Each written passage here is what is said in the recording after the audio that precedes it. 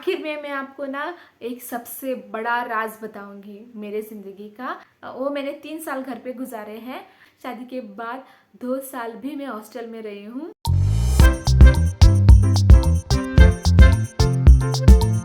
Hi guys, कैसे आप सभी लोग। आई होप आप सभी ठीक होंगे।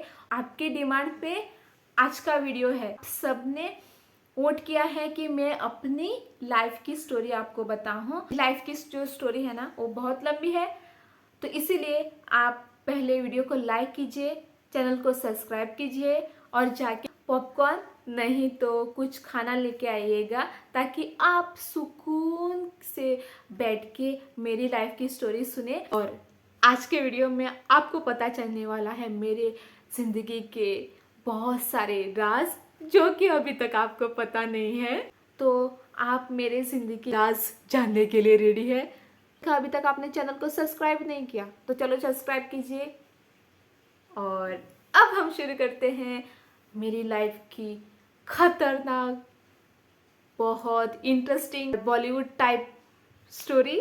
क्योंकि मेरी लाइफ की जो स्टोरी है ना वो कुछ ऐसे ड्रामेटिक वगैरह नहीं है, पर मेरी जो लव स्टोरी है ना वो बहुत ड्रामेटिक और बहुत सस्पेंस वाली है। तो आप रेडी हैं मेरे लाइफ के सीक्रेट्स जानने के लिए?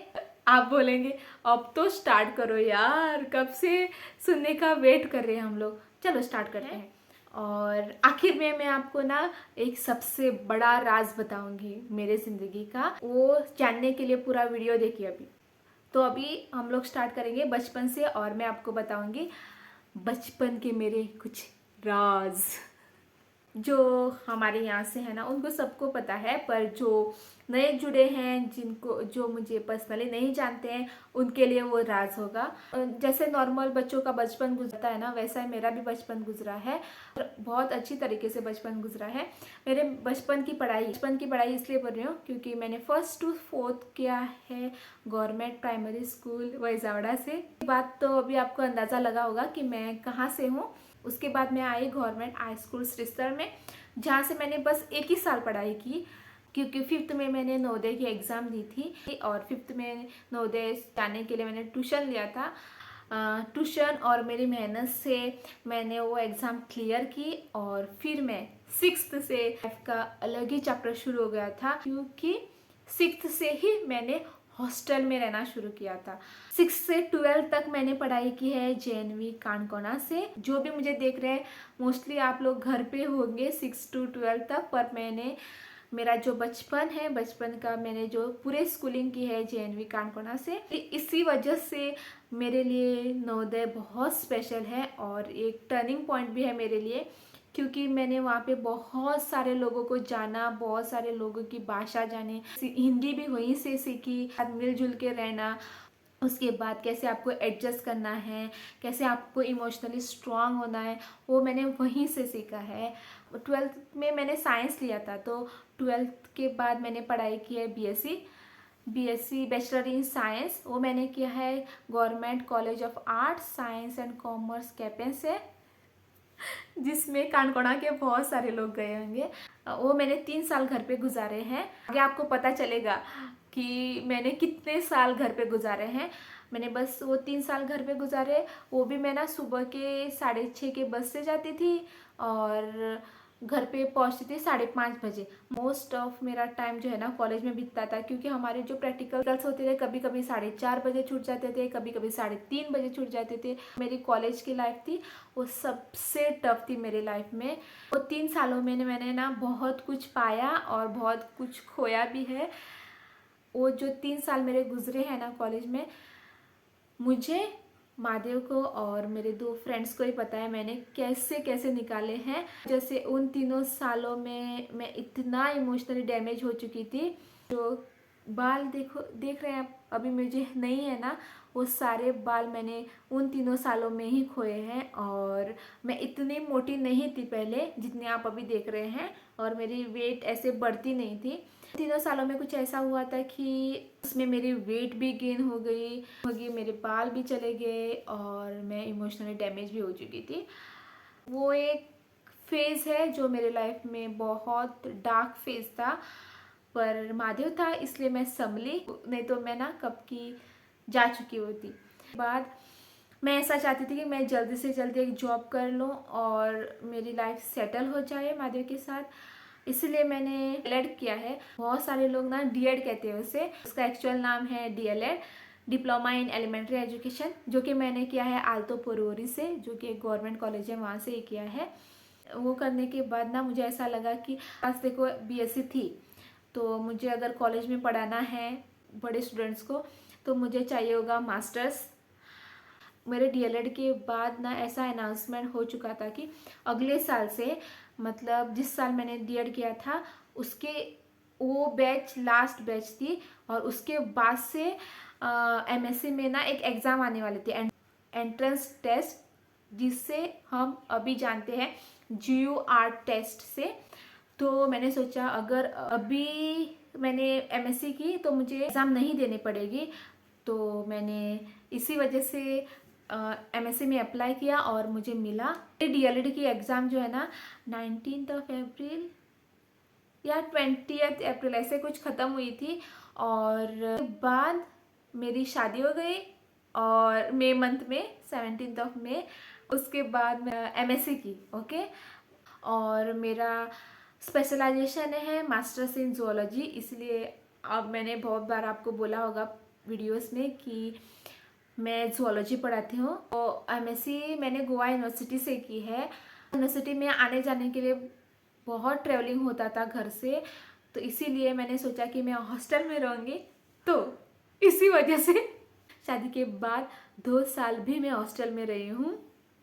अब आप अंदाज़ा लगाइएगा, 7 साल में हॉस्टल में रह के आई थी, मैंने 2 साल हॉस्टल में गुजारे हैं एमएससी करने के लिए।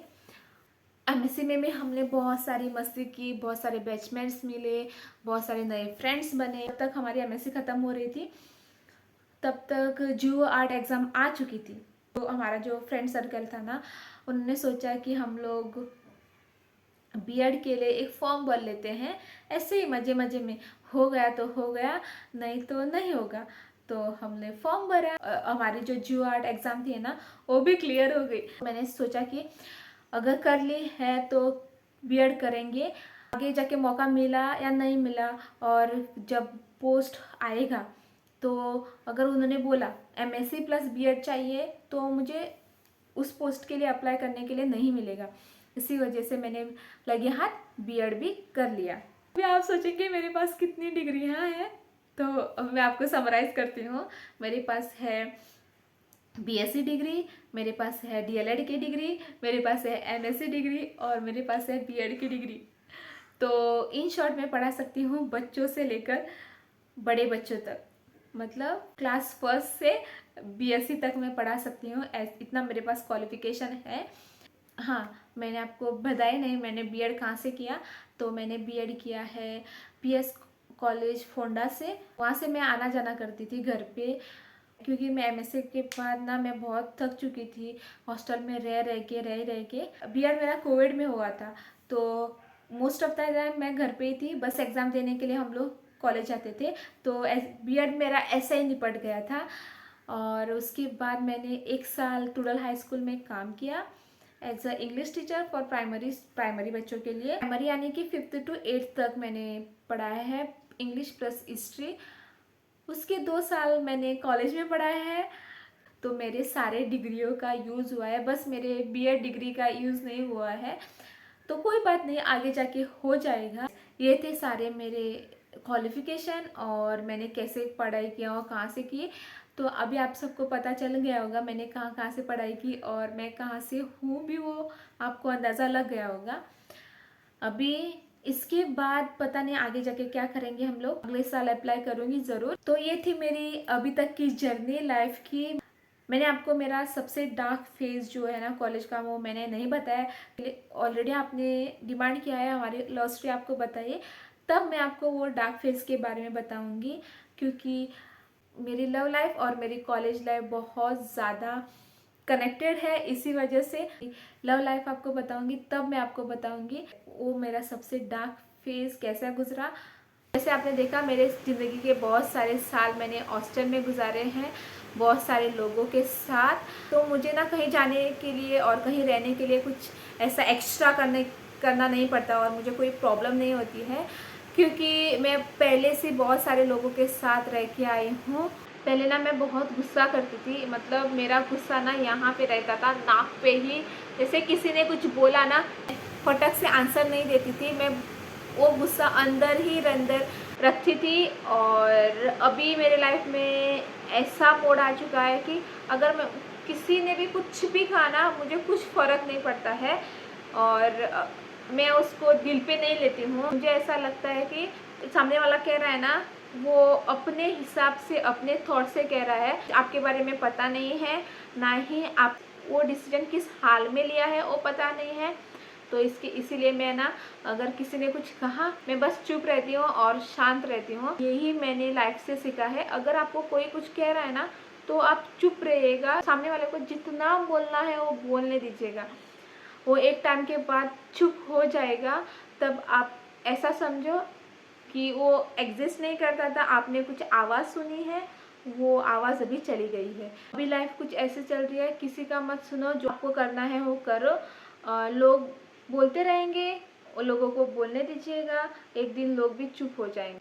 अभी मैं आपको बताने जा रही हूँ सबसे बड़ा राज मेरे ज़िंदगी का, कि जो आप अभी चैनल पे नाम देख रहे हैं ना, वो मेरा असली नाम नहीं है और मेरा नाम मंदिरा भी नहीं है। सच में बोल रही हूँ मैं। नहीं, आपको झूठ नहीं यार, मैं झूठ नहीं बोल रही हूँ, मैं सच ही बोल रही हूँ, मेरा नाम मंदिरा नहीं है।